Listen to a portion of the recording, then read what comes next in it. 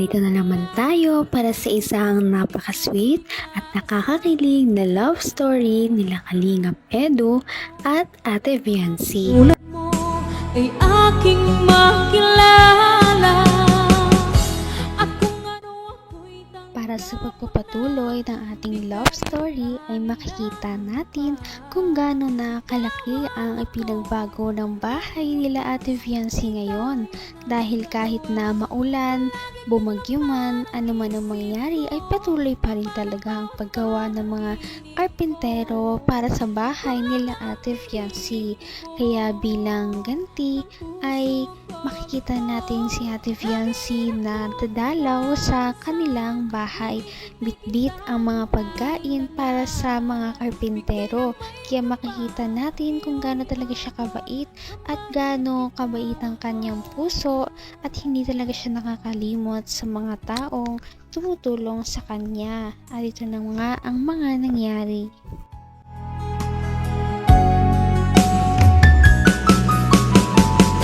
Ang nais ko lang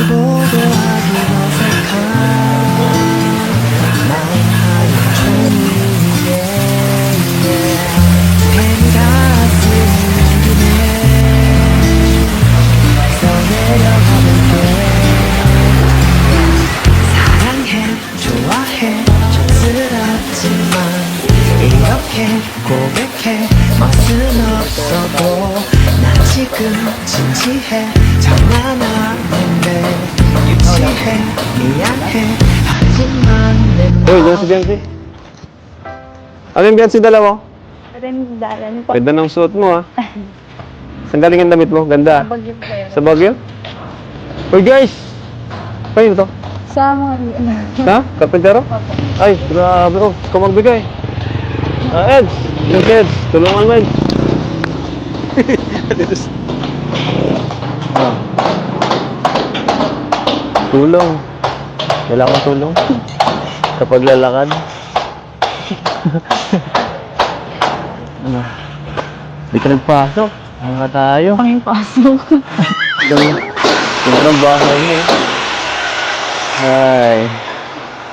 Ganito pa lang ginagawa mo, no? Taga-hatid. Taga-hatid ng pagkain. Ano yan? Para kanina ba yan? Wala po. Salamat. Day, pagkain, no?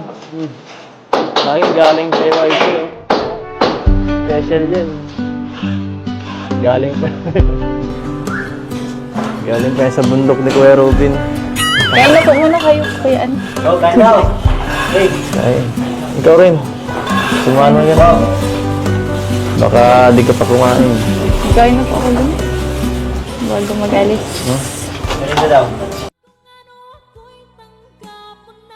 Napakabait talaga ni Viancy, no?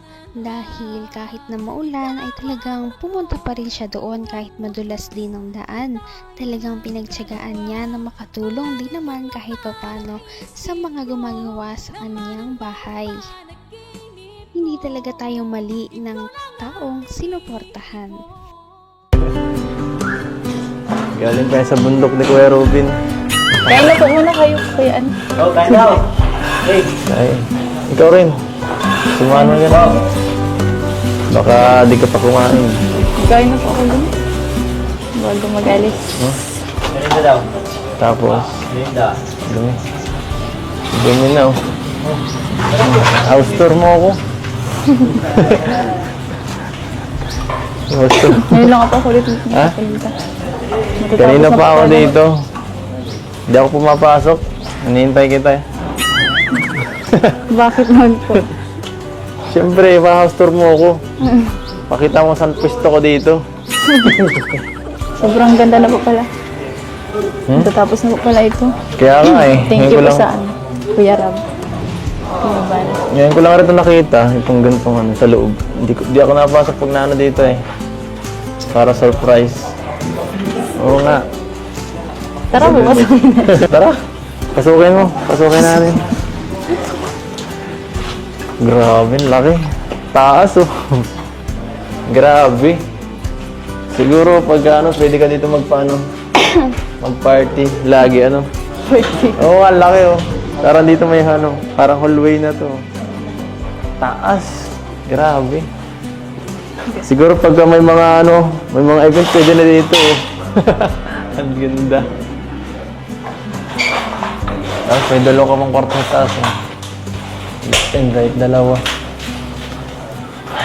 Ang ilang pamilya ba dito papatirahin natin? Sobrang dami yata ng kwarto dito. Sinama mo niyo na yata ako eh. Joke lang. Ulit ko. Sana matapos na ito pag Pasko, no? Nahiya na nga po ako. Okay lang po, kahit unahin mo na po yung iba. Napakalayo na talaga ng narating ni Ate Fiancee dahil kung dati ay wala man lang silang bahay na matirhan na permanente, ngayon ay unti-unti nang nabubuo ang kanyang mga pangarap dahil sa pagtulong sa kanya ng Kalingap Team. Ngayon ay malapit nang mabuo ang kanyang bahay. Kita mahal. Tayo kita eh. Bakit mag po?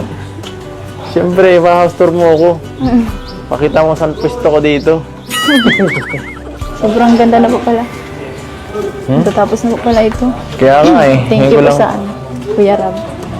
Kuya Val. Ngayon ko lang rin ito nakita, itong ganitong ano, sa loob.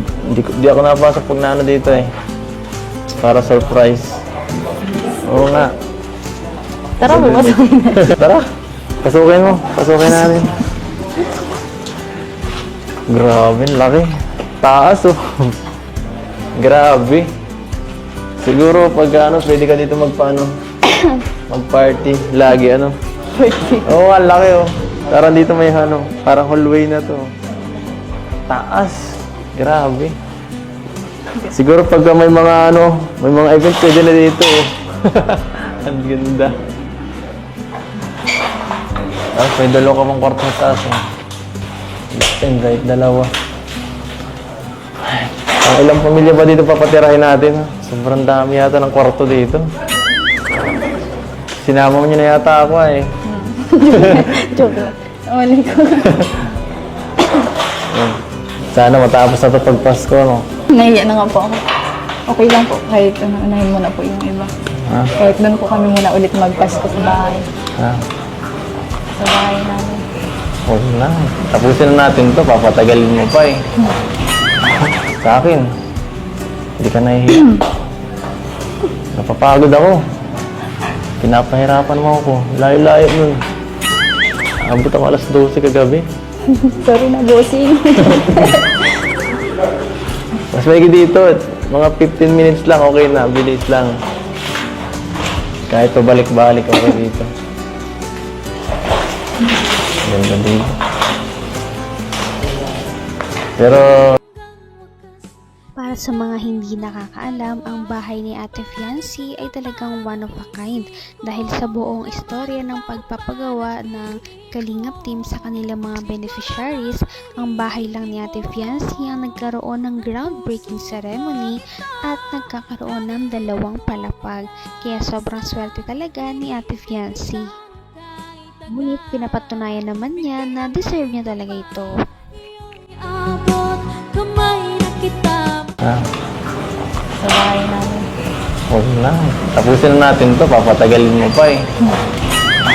Sa akin, hindi ka nahihiya. Napapagod ako. Pinapahirapan mo ako. Layo-layo nun. Abot ako alas 12 kagabi. Sorry na, bossing. Mas maigi dito.